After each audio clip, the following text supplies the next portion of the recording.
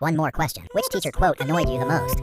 That one teacher that says, the bell doesn't dismiss you. Everybody knows that teacher. The bell rings. Right. The whole class jumps up.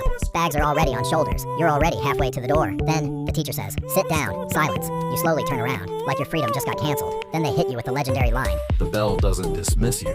I dismiss you. Bro, who gave you permission to fight the bell? That bell has been doing its job for years. Why are you arguing with it? And the worst part, they'll start teaching a whole new topic when there's literally 20 seconds left. Before you go. I have one more thing. No, you don't. Just let us leave. Honestly, some teachers treated the bell like it was just a suggestion. Now tell me, did your teacher say this too? Or was my school just different?